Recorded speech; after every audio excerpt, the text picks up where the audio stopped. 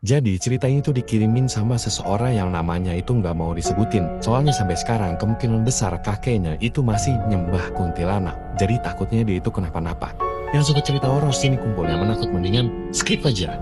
Kita sebut aja namanya Rifki. Rifki ini punya seorang kakek yang tinggal di salah satu desa di daerah Jawa Tengah. Kakeknya ini emang terkenal agak-agak mistis gitu. Di rumahnya itu banyak banget benda-benda pusaka.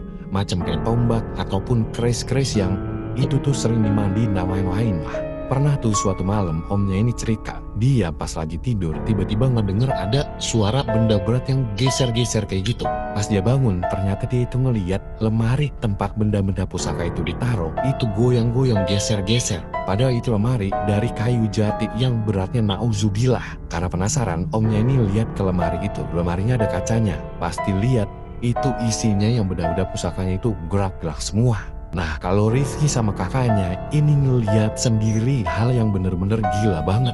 Jadi ketika Rifki ini kelas 5 SD, itu suatu hari mereka nih keluarganya itu nginep di rumah kakeknya itu. Pas sore hari, kedua orang tuanya Rifki itu keluar dulu. Mereka ada urusan gitu. Jadi di rumah itu tinggal ada kakek, Rifki dan kakaknya. Sekitar jam 8 malam ketika Rifki, kakek sama kakaknya itu lagi nonton TV, tiba-tiba kakeknya ini pamit, dia masuk ke kamarnya. Tapi nggak lama setelah kakeknya ini masuk kamar, Rifki sama kakaknya itu nyium bau kemenyan dan bau kembang 7 rupa yang lumayan kuat. Karena mereka ketakutan, mereka pun matiin TV dan memutuskan jalan ke kamar. Tapi ketika mereka pengen jalan ke kamar, mereka itu harus melewatin kamar kakeknya. Rifki udah jalan duluan, kakaknya belakangan. Nah, pas Rifki udah pengen masuk ke kamar, dia ngeliat ke belakang kakaknya itu lagi diem, ngintip ke dalam kamar kakeknya. Yang pada saat itu pintu kamar yang gak rapi. Di situ Rifki ini ngajak kakaknya, ayo masuk kamar. Tapi di situ kakak ini cuma diem doang, bengong dengan muka yang ketakutan. Rifki yang penasaran akhirnya ikut ngintip ke dalam kamar kakeknya. Yang pada saat itu keadaannya cukup gelap, tapi ada lilin yang menyala. Ketika Rifki ngeliat ke dalam, di situ Rifki ngeliat kakeknya itu kayak lagi sujud menyembah gitu, dan di depannya ada satu sosok kuntilanak.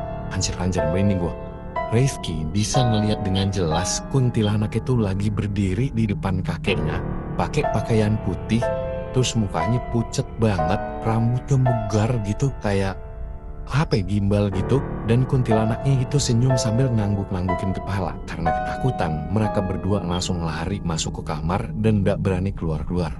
Nah, selama mereka di dalam kamar, itu bau kemenyan dan juga bau kembang 7 rupanya itu makin tercium dengan makin kuat. Pas orang tuanya balik sekitar jam 10 malam, mereka itu langsung minta pulang pada saat itu juga, tapi nggak berani cerita. Akhirnya mereka pun pulang, dan semenjak saat itu mereka berdua nih, Rifki sama kakaknya, kalau diajak sama orang tuanya buat datang ke rumah kakeknya, gak pernah mau, selalu aja ada alasan. Mereka sama sekali nggak cerita, tapi antar sepupu mereka itu cerita-cerita, dan kata sepupunya, sampai saat ini, kakeknya itu masih sering melakukan ritual-ritual yang sepertinya mungkin aja masih menyembah kuntilanak. Bah, seram banget cuy. Jangan sampai ya kalian nyembah kuntilanak.